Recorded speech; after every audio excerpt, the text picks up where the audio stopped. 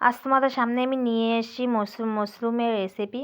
তো দেখো মাশরুমগুলো কত সুন্দর, মার্কেট থেকে নিয়ে এসেছিলো। তো কি বলে, আমি মাশরুমগুলো এবার কেটে নেব। কেটে নেওয়ার পরে গরম জল করে আমি আগেই রেখে দিয়েছিলাম। তো ওই গরম জলের ভিতরে আমি 5 মিনিট ভিজিয়ে রাখবো। ভিজিয়ে রাখার পরে তারপরে আমি আবার ঠান্ডা জল দিয়ে ধুয়ে নিব 2বার। তো তক চলো বন্ধুরা, আমি মশলাটা তৈরি করবো। এই দেখো ভিজিয়ে রেখে দিচ্ছি। এবার আমি মশলাটা তৈরি করে নিই। কড়াই নিয়ে নিয়েছি, কড়াই গরম হয়ে গেছে। এবার তেল দিয়ে দিব। তেল দিয়ে আমি পেঁয়াজ, রসুন, আদা আর টমাটার এগুলো আমি ভেজে নিব একটু।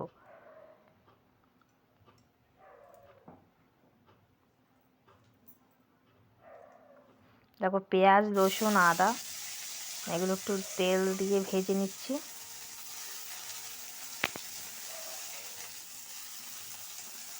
মৌসুমের সবজি অনেক ধরনের রেসিপি হয়। তো আমি আজকে এইভাবেই, আমার আজকে ভালো লাগলো, ওই জন্য আমি এইভাবেই বানিয়ে নিলাম।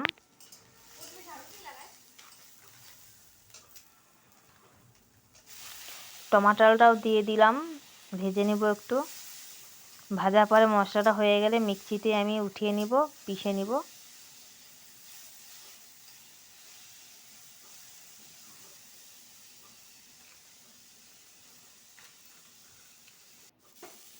দেখো ভাজা হয়ে গেছে, আমি এবার উঠিয়ে নিব।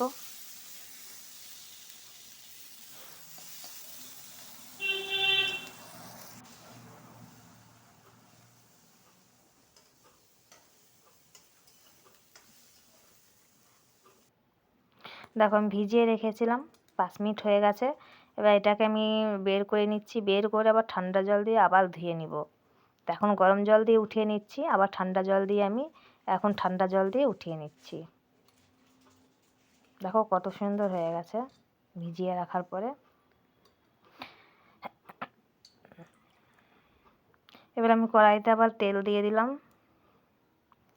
তেল দিয়ে একটু জিরা ফোড়ন দিলাম, একটু শুকনো লঙ্কা ফোড়ন দেবো। দিয়ে এবার দেখো হলুদ, লঙ্কা, জিরা, ধনিয়া গুঁড়ো দিয়ে দিলাম। দেবার পরে একটু জল দিয়ে ওইটাকে একটু নাড়াচাড়া করে নিচ্ছি। এবার আমি ওই যে পিষে রাখা যে মশলাটা ছিল সেইটা দিয়ে দিব।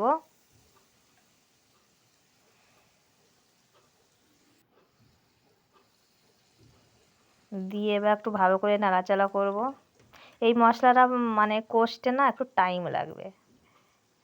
আমি বন্ধুরা, তোমরা ভাবতে পারো আমি আগে জিরাটা আগে কেন দিয়েছি। তো কি বলে, তোমার এই পেঁয়াজ, রসুন যে আদা, এটা আমি তো ভালো করে ভেজে নিয়েছি না, ওই জন্য আমি এটা লাস্টে দিলাম।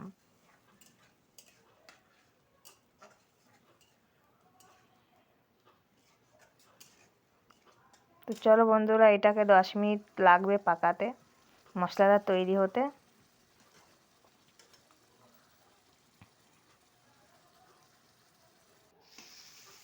দেখো আমার মশলা অনেকটা হয়ে এসছে, আর একটু কষিয়ে নেব। এই দেখো এবার আমার মশলা হয়ে গেছে বন্ধুরা। এবার আমি মাশরুমগুলো দিয়ে দিব। মাশরুমগুলো দিয়ে ভালো করে নাড়িয়ে চালিয়ে নেব।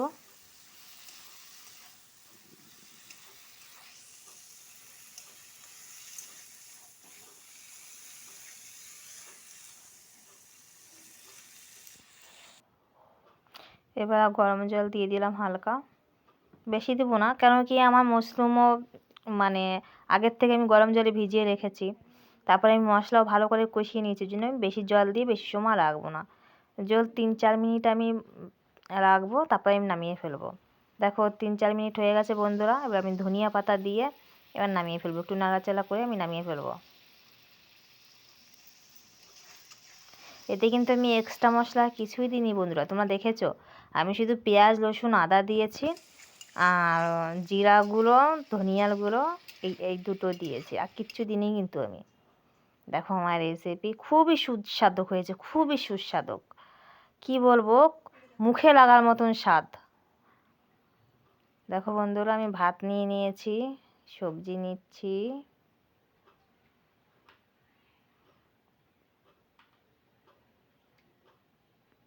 সবজিটা তোমাদের কাছে কেমন লাগলো, রেসিপিটা আমাকে অবশ্যই জানাবে কমেন্টে। আমি খেয়ে দেখো, খেয়ে দেখছি আমি।